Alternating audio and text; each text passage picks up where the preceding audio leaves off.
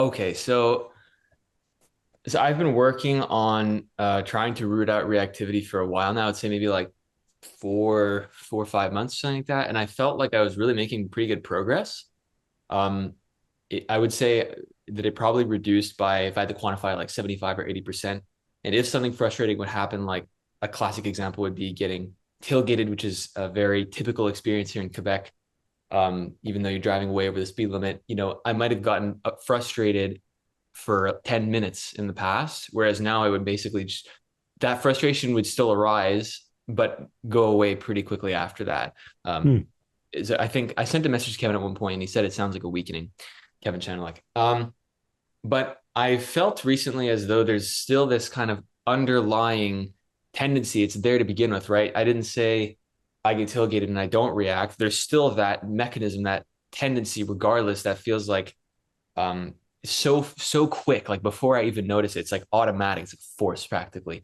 I would say that in general, the desire side of desire and ill will is mostly addressed. Like there's really not very much that I crave and desire. I don't really, crave my phone nearly as much as I used to, or like anything really to the same degree.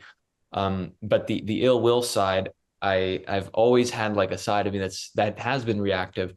And something that I've noticed is I was a pretty lazy slob ever since COVID started, and I didn't do any exercise, and I could feel my body starting to go like, "Okay, guy, get up and do something." So I started going to the gym again, like 3 weeks ago, pretty intensely, and I find for whatever reason after workout, I'm even more quick to kind of rage, and Hmm. I don't know if it's related to the workout itself or something like that, and whatever, or not. But what I want to ask is, like I said, I still feel like there's this fundamental habit and tendency, and even though you might argue that only 25% or whatever, quote unquote, is left, I feel like when that goes, it'll feel like a whole lot more than 25%, because that's kind of what that underlying tendency feels like right now. When it goes, it'll probably be quite dramatic from what I hear. So I feel like I've been kind of stagnating and not really making any progress. And one other thing I want to mention quick is the way that Kevin explains it in terms of looking for that mechanism or thing that says or feels like I have to react to this. I actually find that pretty abstract and difficult. And I spoke to Chris about this. And she said, well, what you can do instead is get yourself to the gap regardless, but ask yourself or look for a reason to react. Um, and I've been trying to do that, but again, I still feel like I'm not really getting anywhere with it. And I'm even like deliberately telling, the world or reality, But you need to present me go these right. opportunities, keep giving me these Uh, chances here so I can really root this out. And it happens every single day. There are things that, happen that are perfect gold mine opportunities, especially with my family, which he says is the gift that keeps on giving, my dad, especially. So I'm just wondering, what do you think I should do? And also, I guess one last question that's associated with this is, um, in terms of like the emotion spectrum, I don't really have, kind of like Bob was saying, I don't really feel like a big shadow. I haven't felt any grief, any kind of guilt or shame, really. Um, I have done TRE for like 4 years now, and had a few very, very potent and productive psychedelic experiences, which I thought were really beneficial in that regard. But I do feel like anger is a thing that's there in me.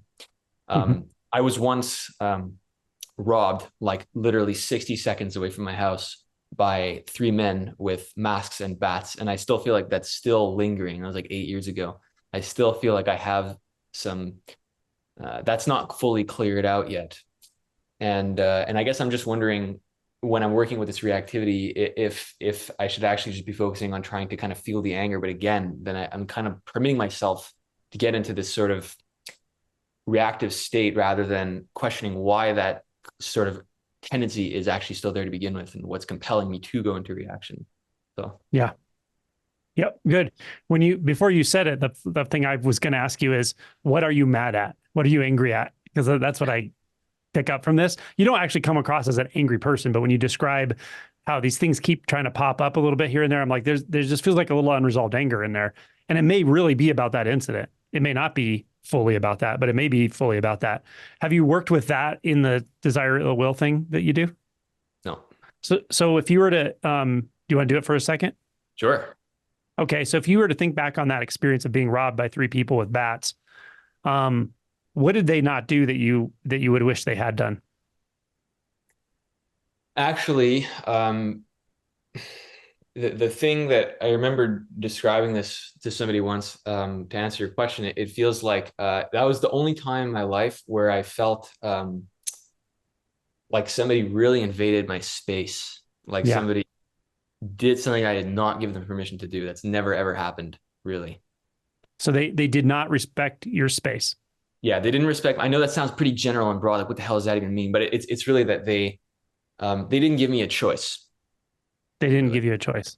Yeah. Yeah. So you can use either one of those, and it doesn't matter how it sounds. Like, don't worry about if it sounds broad. Be more concerned of how it makes you feel when you intone it. So if you intone, those three men did not give me a choice, and then feel into where does that drop you into, and then try, those three men did not respect my space. They did not respect my boundaries. They did not respect my freedom. Whatever it is, Mhm. try those different ones and feel which one really brings you into the gap the most. Like Okay. by the gap I mean discomfort. Yeah. I mean restless squirminess. Okay. That's what Okay. I would recommend. Try those out, and you can talk to me next month and tell me how it goes. Sure. Um, that's one approach. Try those and see if that gets you to the gap. When you're in the gap, you can do what Chris said. If the thing about looking for a trigger mechanism is too abstract, um, w- let me break it down for you in the way that makes sense the most to me. Is why is there a trigger mechanism? The only reason there's a trigger mechanism that says I have to react is because I want to get out of the gap. The gap has this feeling to it that even though it's super fucking uncomfortable, there's nowhere you need to go from it. The clearer you see that there's nowhere you actually need to go, Mm. I don't need to, do I need to leave? That's what you have to ask. What you're really asking yourself, if you're looking for the mechanism that says I need to go react, is what you're really asking is, do I actually have to leave this right now and why? Oh, okay. That's what you're looking for. Try that. Wow. Okay. Interesting. Do I Yep. have to leave this gap and why? Okay. Do I have to leave this experience? Right. Yeah, don't even abstract it to a gap. Just the direct experience itself of discomfort, because I feel confident you know how to get there and you know what I mean Yeah. by that. Because that's the first step. A lot of people won't even go there. They can't even do this enough to get to the gap because it's just so uncomfortable. But if you can get yourself to that gap where you just want to crawl out of your skin, yeah, you want to crawl out of your skin. And so we're conditioned to believe when you feel like that, here's what you do. You do this, this, this, or this. And you're taught by your parents through example. You're overtly taught even by therapists. Like, we learn all these different strategies of what you do when you feel that fucking horrible, when you feel that helpless, when you feel that fundamentally uncomfortable. What you're actually challenging is, do I have to do anything? Do I have to leave this? And if Okay. so, why? No, that's not the same as saying, do I want to leave this? You're going to want to leave it. That's normal. That's totally normal. That's not the question. The question is, do I have to? And if so, why? And you can look directly into the experience itself and just look around. Is there something here that says I have to leave? Oh, Try that. wow. Okay. Wow. That was extremely clear. Thank you. I will definitely try and I'll let you know how it goes You're next. welcome. And do you think that it makes sense just to focus on that and, the Try other that. stuff, don't worry about it? Yeah. Okay. Try that. Try that one. Try those two things we just talked about together for a week or something, and just see if anything shifts.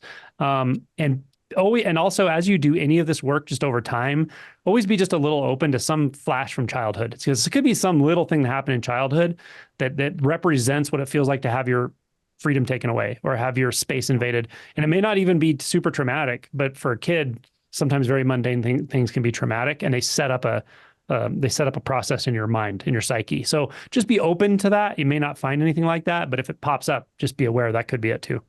Okay. Wow. Well, thank you so much. I really, really appreciate it. Yeah, thanks for sharing, man. Of Good work. course.